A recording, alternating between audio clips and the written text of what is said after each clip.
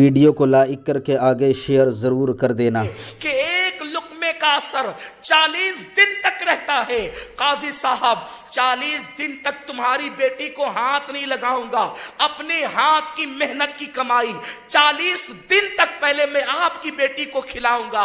आपके लुक्मे का असर खत्म होगा, मेरे हलाल के लुक्मे का, जो पीवर हलाल है, जब उसका असर चढ़ेगा तब मैं अपनी बीवी से कुर्बत करूंगा। काजी साहब खुश हो गए, पेशानी चूम कर चले गए। 40 दिन तक की अपनी मेहनत की कमाई खिलाई, सच्चाई व सदाकत की कमाई खिलाई। जब 40 दिन मुकम्मल हुए तो 41वीं शब में वजीफे ज़ौजियत अदा किया।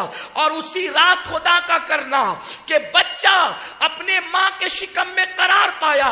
और जब वो बच्चा पैदा हुआ तो मुबारक ने उस बच्चे का नाम अब्दुल्ला रखा। उसी मुबारक मुअज्जिन के बेटे को दुनिया ने अब्दुल्ला इब्ने मुबारक के नाम से जाना। अब्दुल्ला बिन मुबारक वो है, इमाम आजम फरमाते हैं कयामत के दिन अल्लाह मुझसे पूछेगा नौमान क्या लाया है, तो मैं अब्दुल्ला इब्ने मुबारक को पेश कर दूंगा, उसी में मेरी निजात हो जाएगी। अल्लाहु अकबर, या रसूल अल्लाह, जिंदाबाद। सरकार की गुलामी, फैजान सरकार शहनशाह नासिक। हलाल हलाल है, हलाल की बरकतों का अंदाजा नहीं लगाया जा सकता। और अल्लाह अकबर, हराम हराम तो अपनी जगह मुश्तबाह चीज है जिसमें शुकूक हो।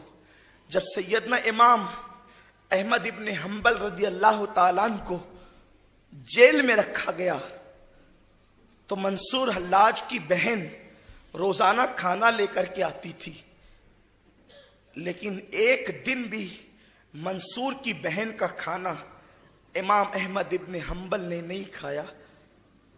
एक दिन मंसूर की बहन कहती है, हजरत मैं तो चरखा काट करके लाती हूं, चरखा काट करके मैं हलाल की कमाई लाती थी और आपके लिए इतनी मेहनत से खाने का इंतजाम करती थी। इमाम अहमद इब्ने हम्बल ने कहा, ओ मेरी बहन, मुझे यकीन है कि तेरी कमाई हलाल की है, लेकिन जो खाया नहीं ना उसकी वजह यह है कि ये लोग मुझे खाना जेल की प्लेट में देते थे। तेरा खाना हलाल था लेकिन जेल की प्लेट हलाल रुपए से थी या हराम से, ये मुझे नहीं मालूम था, इसलिए हलाल खाने को भी मैंने मुश्तबाह प्लेट में खाना पसंद नहीं किया। मेरे प्यारे आका सल्लल्लाहु अलैहि वसल्लम के प्यारे दीवानों, आज हमारी इबादतें, आज हमारी नमाजें जो कमा कऊ हमें फैज नहीं पहुंचा पा रही है, उसकी वजह यह है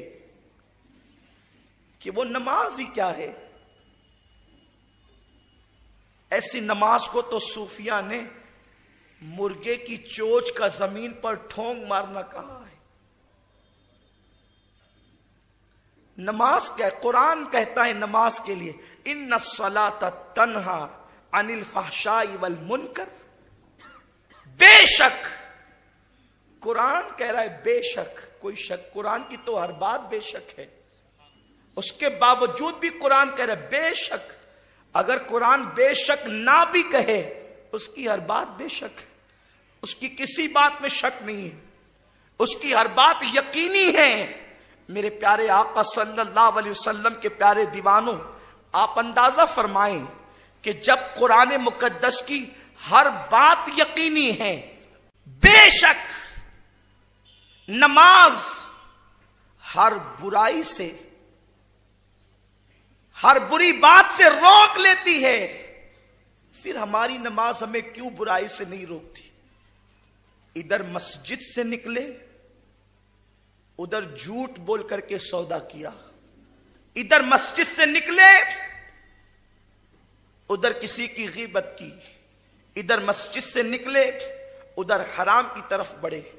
बल्कि कल तक यह कहा जाता था कि मस्जिद से निकले तो ऐसा किया, अब मस्जिद से निकले नहीं, लोग मस्जिद ही में गुनाह करते हैं। वो कौन सा जुर्म है आज जो मस्जिद में नहीं होता? इल्ला माशाअल्लाह। तो नमाज का कसूर नहीं है। जो हमारे पेट के अंदर जो गंदगी जा रही ना, लुक्मे हराम, ये उसकी नहूसत है।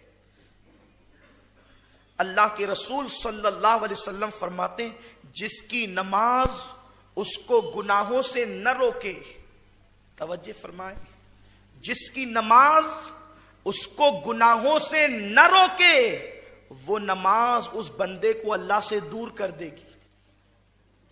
यानी नमाजें भी अल्लाह से दूर कर सकती है। कौन सी नमाजें? जो नमाज गुनाहों से न रोके वो अल्लाह से दूर कर देगी, और जो नमाज गुनाहों से रोक लेती है वो अल्लाह का कुर्ब अता कर देती है। तो हम खुद ही डूब जाएं, अपने वजूद में डूबे, अपने दिल में डूबे, अपना एहतिसाब करें, हम हलाल खा रहे हैं या हराम खा रहे हैं, हमारे पेट में कौन सा लुक्मा जा रहा है। मेरे प्यारे आका सल्लल्लाहु अलैहि वसल्लम के प्यारे दीवानों, सरकार गौसियत माब रदी अल्लाह ताला से पूछा गया, अल्लाह ने आपको इतना अजीम मर्तबा अता किया, आप मकाम कुतुबियत पर पहुंचे, आप इतने अजीम मकाम पर पहुंच गए, वजह क्या है? सरकार गौसे पाक फरमाते हैं, मैंने दो चीजों को इख्तियार किया, अल्लाह ने मुझे इतना बुलंद मकाम दिया। एक सिद्क़े मकाल, अक्ले हलाल, हमेशा सच बोलना और हलाल खाना, अल्लाह ने मुझे ये मर्तबा अता की। और सच बोलकर कारोबार करने वाला कभी रुस्वा नहीं होता, सच बोलकर कमाने वाला कभी रुस्वा नहीं होता।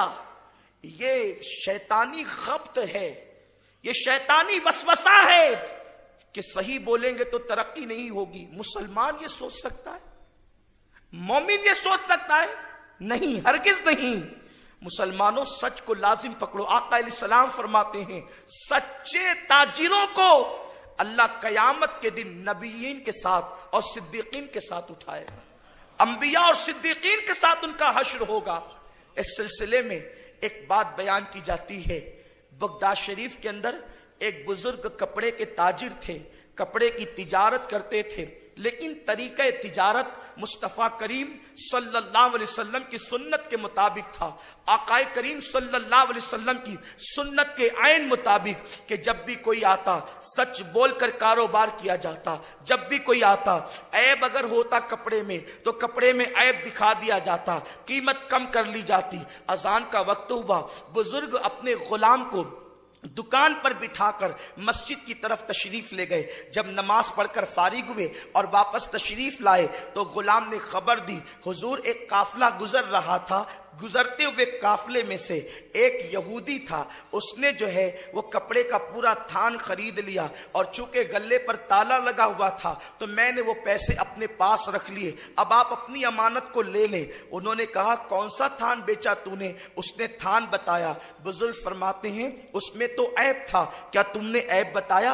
उसने कहा, इसका इल्म मुझे नहीं था कि कपड़े के अंदर ऐब है। आप फरमाते हैं, तब तो तूने बुरा किया, क्योंकि वो कपड़ा इतनी कीमत का नहीं था, क्योंकि उसमें ऐब था, ऐब के बाद उस कपड़े की कीमत घट चुकी थी, तो तुझे इतना नहीं लेना चाहिए था। अब देखिए, पैसे ज्यादा मिल गए, अगर पैसे हमारी जेब में ज्यादा आए तो हम मुख्तलिफ हीले करने लगते हैं। ठीक है, अब तो वो चला गया होगा, अब तो पता नहीं उसका ठिकाना कहाँ होगा, वो तो काफिले में आया था। लेकिन अल्लाह अकबर, वो बुजुर्गान दीन की शान क्या थी, कितने हसास थे वो हलाल के मामले में, हलाल और हराम की तमीज कितनी उनके पास थी। फरमाते हैं कि उसके पैसे ला, पैसे लिए और फरमाया कि जल्दी से घोड़ा तैयार कर, बता काफिला किधर गया है। अपने घोड़े पर सवार हुए और सवार होने के बाद जब वो चल पड़े हैं तो थोड़ी ही देर तक के घोड़ा दौड़ाया था कि वो काफिले से जा मिले। काफिले वाले एक मंजिल पर उतर करके जो है वो खाने पीने की तैयारियों में मसरूफ थे।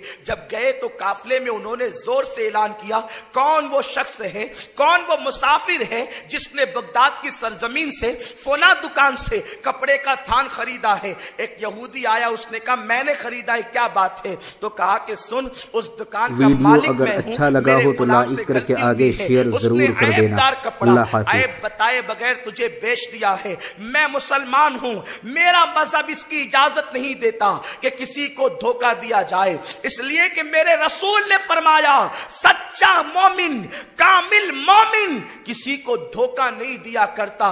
अल्लाह अकबर, ये तेरे पैसे ले ले और मेरा थान वापस दे दे, या फिर एक काम करो, पहले तुम ऐब देख लो और ऐब देखने के बाद जितने पैसे कम कर सकते हो नए सिरे से सौदा करो। अल्लाह अकबर। उसने कपड़ा निकाला, कपड़ा निकालने के बाद जब थान खोला, थान खोलने के बाद क्या देखता है, उसमें ऐब है। उसने फिर उसके बाद थान को बांध दिया और जो कपड़े वो बुजुर्ग लाए थे, वो जो पैसे वो बुजुर्ग लाए थे, उस पैसे को लेकर के उस यहूदी ने फेंक दिया।